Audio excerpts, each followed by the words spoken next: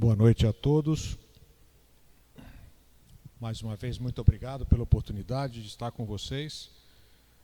Agradeço a diretoria da casa e a cada um de vocês que me permitiram também nos encontrarmos outra vez para prosseguir o nosso estudo da obra O Livro dos Espíritos, que é a espinha dorsal dessa doutrina maravilhosa.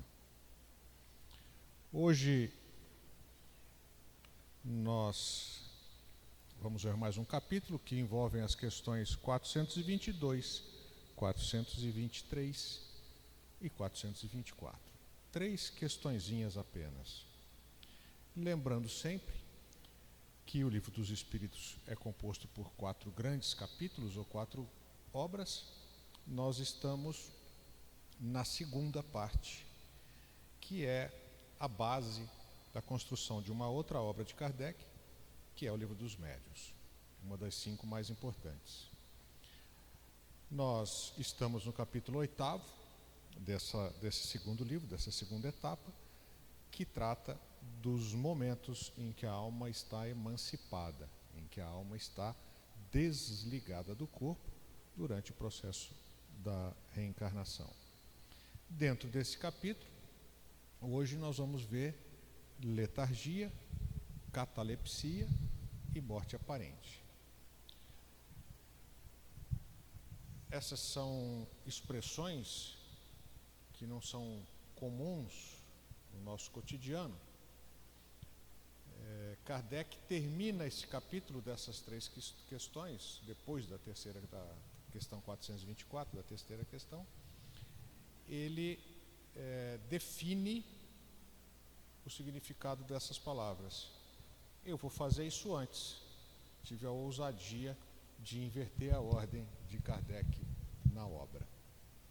Então vamos ver como é que ele define e explica a diferença entre letargia e catalepsia. Juntos. A letargia e a catalepsia derivam do mesmo princípio, que é a perda temporária da sensibilidade e do movimento por uma causa fisiológica ainda inexplicada. Então são coisas semelhantes que têm a ver com a fisiologia do corpo. Diferem uma da outra em que, na letargia, a suspensão das forças vitais é geral e dá ao corpo todas as aparências da morte. Então, o letárgico parece que está morto. Na catalepsia, fica localizada, podendo atingir uma parte mais ou menos extensa do corpo, de sorte a permitir que a inteligência se manifeste livremente, o que a torna inconfundível com a morte. Então, enquanto na letargia o corpo todo parece como que se fora desligado, na catalepsia há uma parte específica do corpo que está sem ação. Porém, toda a condição de raciocínio e de pensamento segue normalmente. A letargia é sempre natural. A catalepsia é, por vezes, magnética. Paremos aí porque, durante as 3 questões, ele vai explicar isso melhor. E ele começa esse capítulo perguntando assim: os letárgicos e os catalépticos, em geral, veem e ouvem o que em derredor se diz e faz, sem que possam exprimir que estão vendo e ouvindo. É pelos olhos e pelos ouvidos que têm essas percepções? Vamos contextualizar isso. Este capítulo está tratando do momento em que a alma está emancipada, que a alma está desligada do corpo, desdobrada. Esse item está dentro desse capítulo. Então a pergunta que ele faz aqui é que naquela pessoa cujo corpo aparece como morto e que ainda assim ainda assim, eles ouvem e percebem o que está acontecendo ao redor. Eles estão ouvindo e percebendo com os seus sentidos, ou essas percepções não são sensoriais, não são materiais? Resposta: não. Pelo Espírito. O Espírito tem consciência de si, mas não pode comunicar-se.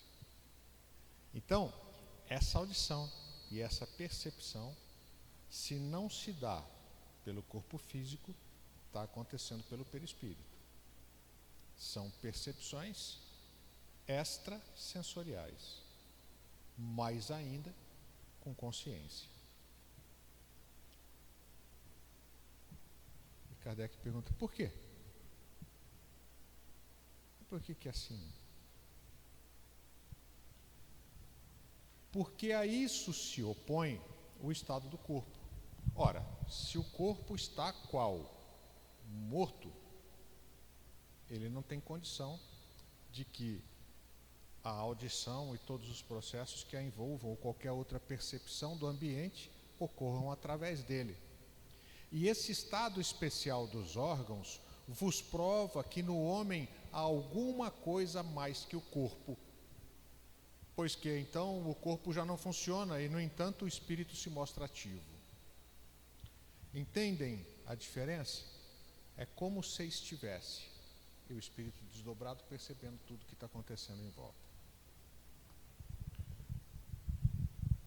Na letargia, pode o espírito separar-se inteiramente do corpo, de modo a imprimir-lhe todas as aparências da morte e voltar depois a habitá-lo?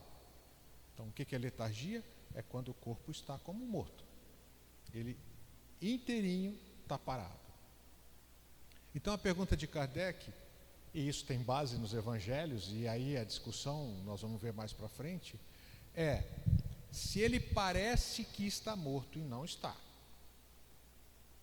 ele pode voltar desta condição e recuperar a sua atividade normalmente? O que vocês acham? Conhecem alguma passagem do Evangelho que demonstre isso? Aí, pelo tamanho da resposta, a gente já imagina que a coisa é mais complicada. Resposta dos codificadores: na letargia, o corpo não está morto, porquanto há funções que continuam a executar-se. Não cessou a vida material. Sua vitalidade se encontra em estado latente, como na crisálida, que vira borboleta, porém não aniquilada. Ela está lá, mas não está ativa. Ora, enquanto o corpo vive, o espírito se lhe acha ligado, porque só há o desligamento no momento da morte efetiva do corpo físico. Enquanto isso não ocorrer, enquanto houver ali ainda vitalidade e fluido vital, o espírito se encontra ligado a esse corpo. Em se rompendo por efeito da morte real e pela desagregação dos órgãos, os laços que prendem um ao outro, espírito ao corpo, integral se torna a separação, e o espírito não volta mais ao seu envoltório. O que o codificador está dizendo aqui? A hora que a vida cessa, que todos os processos fisiológicos se encerram ao desligamento do espírito, e isso não retroage. Não existe retomar a vida de um corpo que se encontre morto. E continua: desde que um homem aparentemente morto volve à vida, é que não era completa a morte. Se voltou à vida, ele não estava morto. Se estiver morto, não volta à vida. Essa é uma lei natural. Essa é uma lei universal. E ela é imutável. E não se pode transgredir uma lei divina, uma lei natural. Assim que o laço que envolve o espírito, que prende o espírito ao corpo, é desfeito diante da morte física, isso não retroage. Não há milagre que o faça, porque os milagres não transgridem as leis naturais. E então, a última questão. Por meio de cuidados dispensados a tempo é antes de morrer, podem reatar-se laços prestes a se desfazerem e restituir-se à vida um ser que definitivamente morreria se não fosse socorrido? A pergunta anterior, o que é? Se morreu efetivamente e se desliga, dá para voltar? Não. A pergunta aqui é assim: se tiver quase morrendo e houver uma interferência nesse sentido, antes de que os laços se desprendam, dá para voltar se a gente socorre a tempo? O que vocês acham? Sem dúvida. E todos os dias tendes a prova disso. O magnetismo, em tais casos, constitui muitas vezes poderoso meio de ação, porque restitui ao corpo o fluido vital que lhe falta para manter o funcionamento dos órgãos. O que ele está dizendo?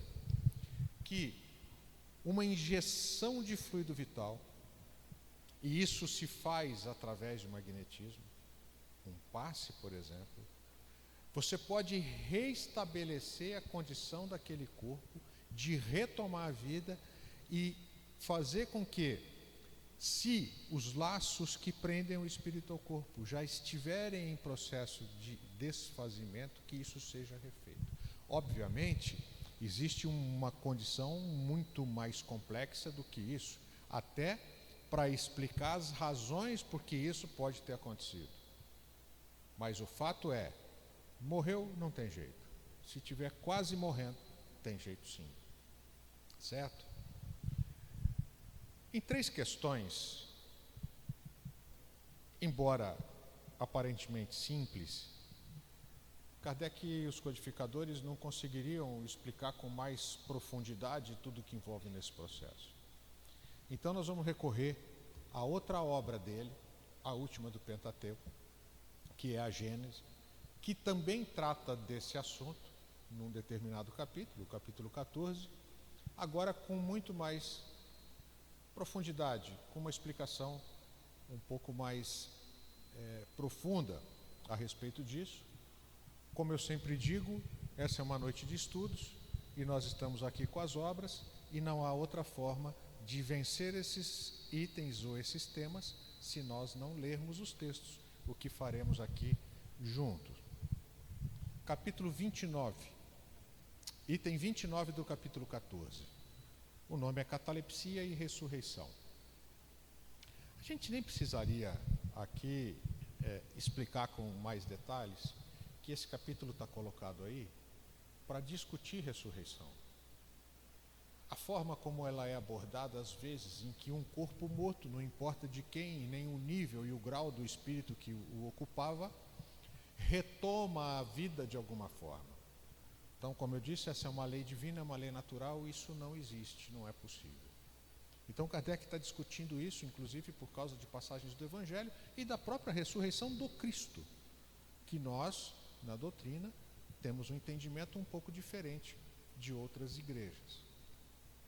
Então, vamos lá direto ao item 29. Neste mesmo título, nós temos antes 28 itens, que tratam e se aprofundam até que nós cheguemos aqui. A matéria inerte é insensível.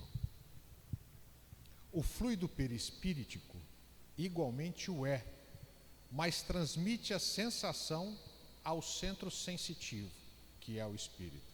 Vamos com calma.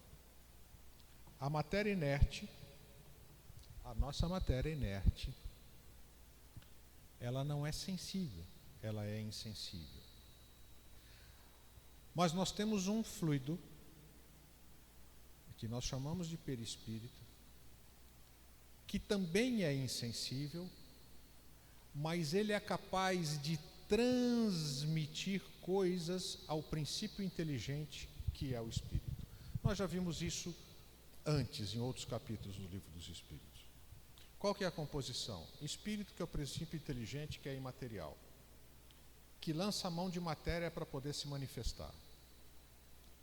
Entre o Espírito e a nossa matéria densa, existe uma interface fluídica, material, com uma expressão que erroneamente é usada, assim, é semimaterial, é uma matéria muito fluida, uma matéria muito sutil, é etéreo.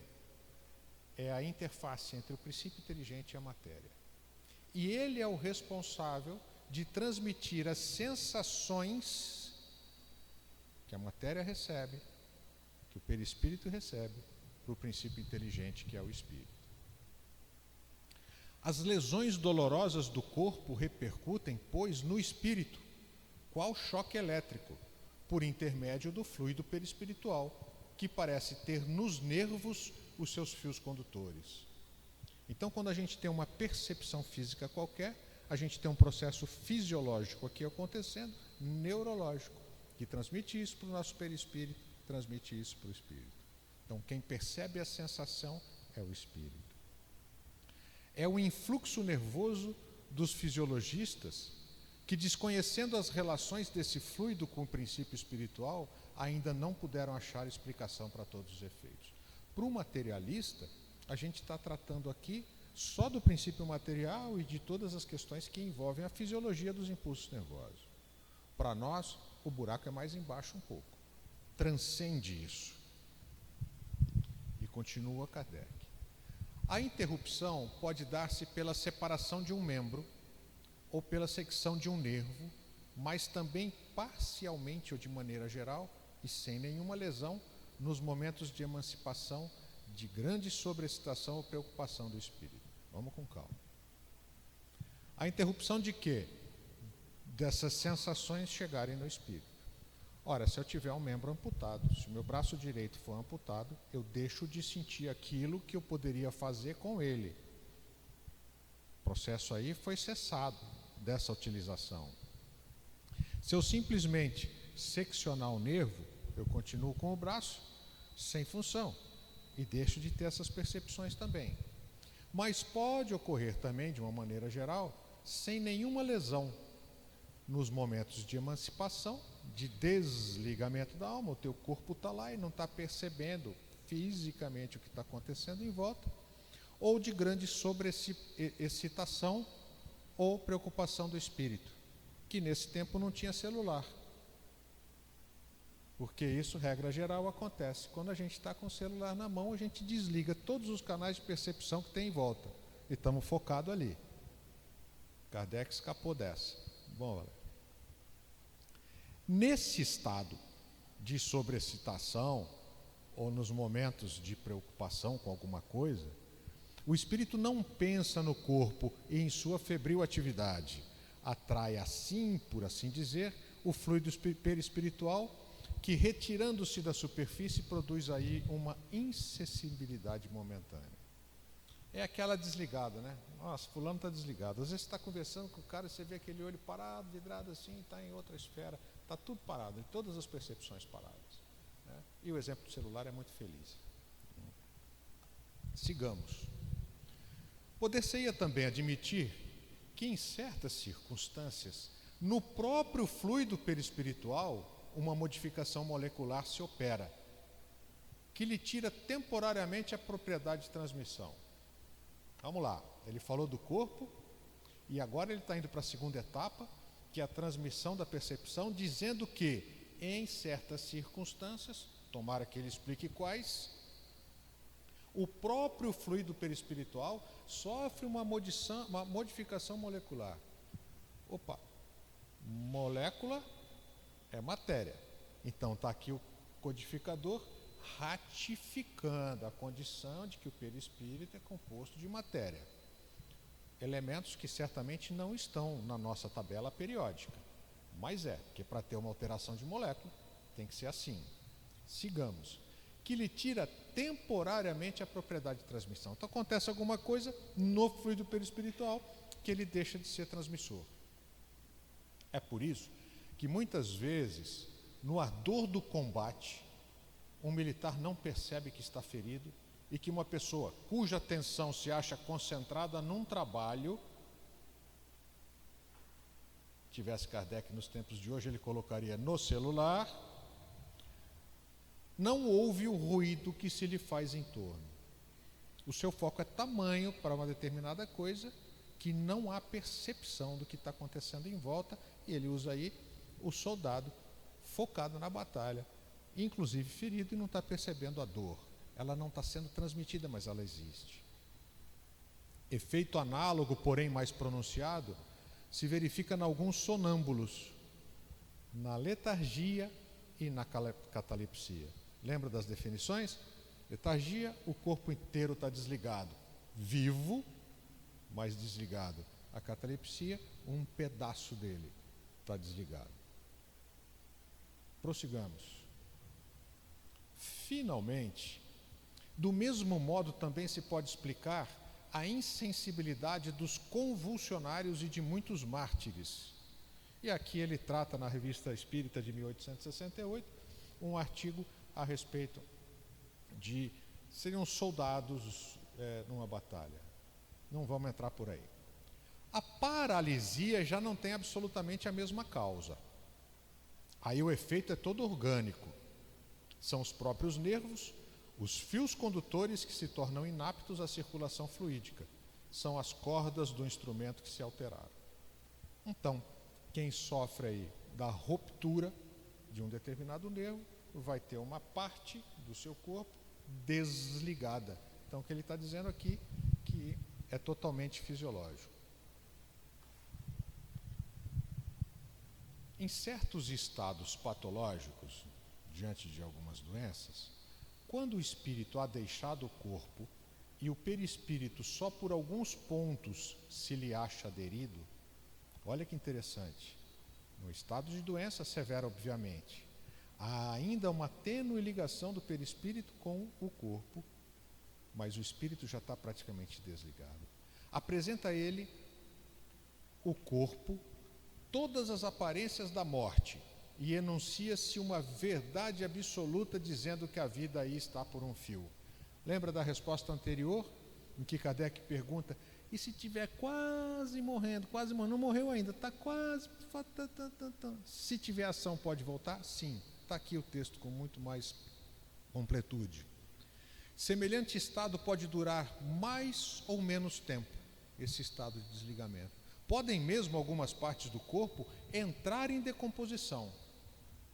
Quando que entra em decomposição? Quando parte do nosso corpo deixa de ter circulação, portanto deixa de ter defesa, micro-organismos que fazem e habitam normalmente os nossos corpos entram em atividade decompondo o tecido que já não tem oxigenação e não tem outras coisas mais que a Valéria pode explicar melhor do que eu. Certo? Sem que, no entanto, a vida se ache definitivamente extinta. Então, é um processo em que morrem partes do corpo, mas o corpo ainda está vivo. Naquela condição, obviamente. Enquanto não se haja rompido o último fio, pode o espírito, quer por uma ação enérgica da sua própria vontade, quer por um influxo fluídico estranho a ele, igualmente forte, ser achado a volver ao corpo. Então está indo, está no finzinho. Já existem parte do corpo começando o seu processo de decomposição e por alguma razão o espírito decide que não é a hora. Não vamos entrar nesse mérito. Ou por influxo de energia, de fluido vital, de magnetismo que vem de fora doado, o processo é recuperado e retoma outro curso. É como se explicam certos fatos de prolongamento da vida contra todas as probabilidades e algumas supostas ressurreições. Por que supostas? Está dando uma pequenininha. Porque não existe o corpo voltar à vida depois que morreu. Aqui qual que é a situação? Está morrendo, mas ainda não morreu, ainda existe ligação, ainda existe um pouquinho de fluido vital. é a planta a renascer, como às vezes se dá, de uma só fibrila de raiz. Quando, porém, as últimas moléculas do corpo fluídico se têm destacado do corpo carnal, ou quando este último há chegado a um estado irreparável de degradação, impossível se torna o regresso à vida. Está aqui ratificando de novo. Morreu? Não tem jeito. Desligou? Acabou tudo? Não tem jeito. Se teve jeito, é porque não tinha morrido. Porque ainda existia um laço, por mais tênue que fosse. Porque ainda existia uma gotinha de fluido vital. Aí vamos pular lá para o capítulo 38, o item 38 desse mesmo capítulo, perdão, em que Kardec descreve aqui uma passagem bíblica que trata desse tema. No dia seguinte, o filho da viúva de Naim, no dia seguinte, dirigiu-se Jesus para uma cidade chamada Naim. Acompanhavam-no seus discípulos e grande multidão. Quando estava perto da porta da cidade, aconteceu que levavam a sepultar um morto, que era filho único de sua mãe, e essa mulher era viúva. Estava com ela grande número de pessoas da cidade. Tendo-a visto, o Senhor se tomou de compaixão para com ela e lhe disse: não chores. Depois, aproximando-se, tocou o esquife e os que o conduziam pararam. Então disse ele: mancebo, o suposto morto, levanta-te, eu o ordeno. Imediatamente o moço se sentou e começou a falar. E Jesus o restituiu à sua mãe. Será que ele estava morto? A gente acabou de ver que não. O espírito ainda estava tenuamente ligado ao corpo. Segunda pergunta: será que a capacidade de magnetização de Jesus, a quantidade de fluido vital que ele consegue mobilizar, foram suficientes para fazer com que o processo fosse retomado e ele voltasse à vida de uma forma plena? E segue o texto: todos os que estavam presentes ficaram tomados de espanto e glorificavam a Deus, dizendo: um grande profeta surgiu entre nós e Deus visitou o seu povo. O rumor desse milagre que ele fizera se espalhou por toda a Judéia e por todas as regiões circunvizinhas. Isso está em Lucas. Ora, eis aqui a descrição de um pseudo-milagre. Porque se estivesse morto, não voltaria. Porque essa é uma lei divina e ela não é transgredida. O corpo desligado do espírito não volve à vida. Nem Jesus. Se voltou, é porque não estava morto. Contrário seria... sem contar que aqui achava que estava morto, enterrava. Hoje tem que ter certeza que está morto. Contrário seria as leis da natureza e, portanto, milagroso o fato de voltar à vida corpórea um indivíduo que se achasse realmente morto. Ora, não há mister se recorra a essa ordem de fatos para ter-se a explicação das ressurreições que Jesus operou. Então, o que são as ressurreições? É um influxo magnético que retoma a condição de ligação plena entre o espírito, perispírito e o corpo, num corpo que ainda vive. E segue mais um pouquinho, faltam só mais 22 páginas. Se mesmo na atualidade as aparências enganam por vezes os profissionais, quão mais frequentes não haviam de ser os acidentes daquela natureza num país onde nenhuma precaução se tomava contra eles e onde o sepultamento era imediato. Morreu, enterrou. Quer dizer, achou que morreu, enterrou. É, pois, de todo ponto provável que nos dois casos acima apenas síncope ou letargia houvesse. Aqui está 2 e eu só li 1 porque a gente pulou do 30 para o 38. O próprio Jesus declara positivamente com relação à filha de Jairo: esta menina, disse ele, não está morta, está apenas adormecida. É o caso que não está aqui, é semelhante. Ele próprio fala: eu não fiz milagre nenhum, eu apliquei nela um passe, eu transferi para ela fluido vital, ela não estava morta, ela estava adormecida, estava em estado letárgico. Dado o poder fluídico que ele possuía, nada de espantoso há em que esse fluido vivificante, acionado por uma vontade forte, haja reanimado os sentidos em torpor, que ele haja mesmo feito voltar ao corpo o espírito, prestes a abandoná-lo, uma vez que o laço perispíritico ainda não se rompera definitivamente. Prestes, estava quase, faltou um pouquinho. Ele chega lá e volta. Vamos repetir? Se tivesse desligado, nem Jesus. Para os homens daquela época, que consideravam morto o indivíduo desde que deixara de respirar, havia ressurreição em casos tais. Mas o que na realidade havia era cura e não ressurreição, na acepção legítima do termo. A ressurreição de Lázaro, que é outra passagem dos evangelhos, digam o que disserem, de nenhum modo infirma este princípio. Não foi ressurreição. Ele estava, dizem, havia 4 dias no sepulcro. Sabe-se, porém, que há letargias que duram 8 dias e até mais. Parece que está morto, mas não está. Acrescentam que já cheirava mal, o que é sinal de decomposição. Essa alegação também nada prova, dado que em certos indivíduos há a decomposição parcial do corpo, mesmo antes da morte, havendo em tal caso cheiro de podridão.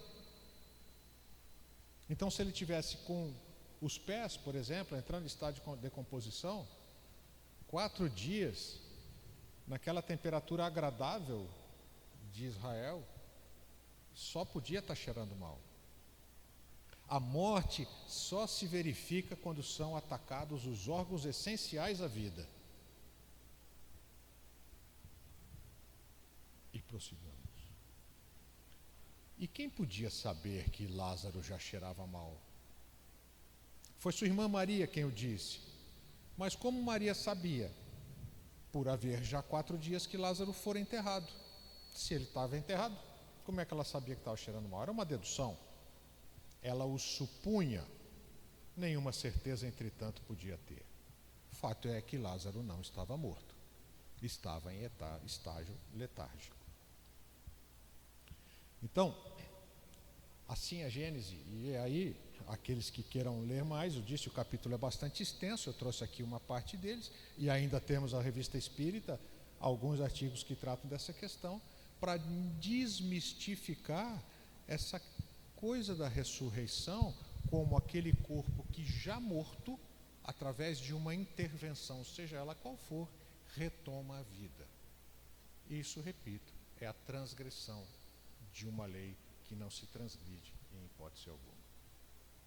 E assim a gente encerra mais esse pequeno capítulo do Livro dos Espíritos e ficamos aqui ansiosos pelo nosso próximo encontro, para a gente avançar mais um pouquinho nesse item do capítulo da alma emancipada. Eu convido a todos agora que, relaxando em suas cadeiras, desocupando as mentes dos afazeres do dia, das dificuldades que serão enfrentadas amanhã e nos dias vindouros, e que possamos todos perceber a presença dos nossos amigos espirituais, dos nossos mentores, dos mentores e orientadores dessa casa que nos acolhe, dos trabalhadores abnegados, os socorristas, e pedir, Senhor, sob a sua misericórdia e o seu amor, sejamos todos abençoados, restabelecidas as nossas energias, engrandecida a nossa certeza no seu amparo. E pedimos, Pai, que possamos nesse momento colaborar com esses amigos abnegados e levar essas vibrações de amor e paz a todos os lares sofredores, a todos os locais onde impere o sofrimento, o ódio, a mágoa, o orgulho. Que possamos, Senhor, emanar os mais puros sentimentos que temos e alcançar a todas as criaturas que se encontram nos hospitais, nos orfanatos, nos presídios, nas ruas, nos lares mais sofridos. Pai de infinita bondade, que possamos sempre confiar nas suas mãos à frente dos nossos caminhos, que possamos ter discernimento, Senhor, para alcançar os seus ensinamentos a cada passo que damos na nossa vida cotidiana. E mais uma vez, agradecidos por esse momento e por essa oportunidade, pedimos permissão para encerrar os nossos estudos dessa noite, Pai. Pai nosso que estais no céu, santificado seja o vosso nome. Venha a nós o vosso reino. Seja feita a vossa vontade, assim na terra como no céu. O pão nosso de cada dia nos dai hoje. Perdoa as nossas dívidas, assim como nós perdoamos aos nossos devedores. Não nos deixeis cair em tentação. Livra-nos de todo mal, porque seu é o reino, o poder e a glória para todos sempre. Muito obrigado e uma boa noite a todos.